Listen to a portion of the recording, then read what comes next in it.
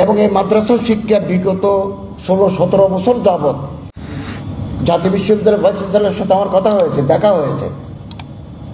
আমি কলেজের শিক্ষক থাকাকালীন political science yes, sociology yes, Islamic studies no, এই ধারা জাতীয় বিশ্ববিদ্যালয়ে তুলে দিয়েছে। এখন আর ফেসিবাদ নাই। এখন ইনশাআল্লাহুল আজিজ মাদ্রাসা শিক্ষা তার ঐতিহ্য ফিরে পাবে আর উন্নত হবে। এবং আমাদেরকে সতর্ক থাকতে হবে যেন ফেসিবাদ আর জন্মগ্রহণ না করে।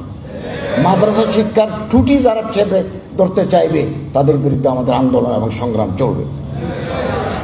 এবং ডক্টর হামিদ আলী সাহেব খুব ভালো কথা বলেছেন, মাদ্রাসা শিক্ষা বিশেষায়িত শিক্ষা, স্পেশালাইজড এডুকেশন।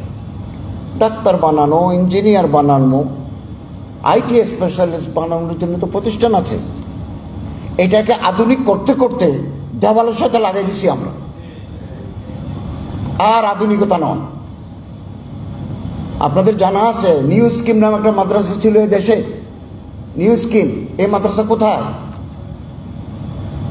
এখানে মাদ্রাসা বোর্ডের চেয়ারম্যান মহোদয় আছেন, নওগাঁ, রাজশাহী।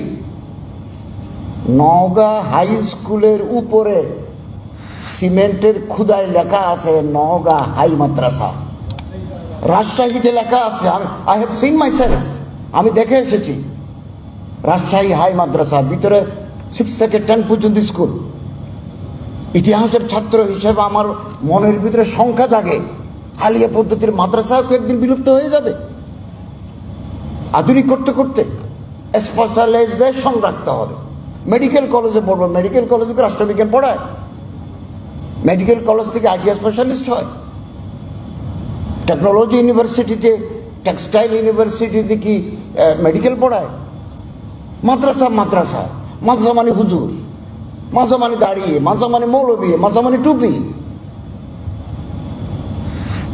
এই আধুনিকতা অতিমাত্রিক, আমি আধুনিকতার বিরোধী নই, অতিমাত্রিক আধুনিকতা আমাদের কোনো শেষ করে দিবে কিনা ভাবতে হবে।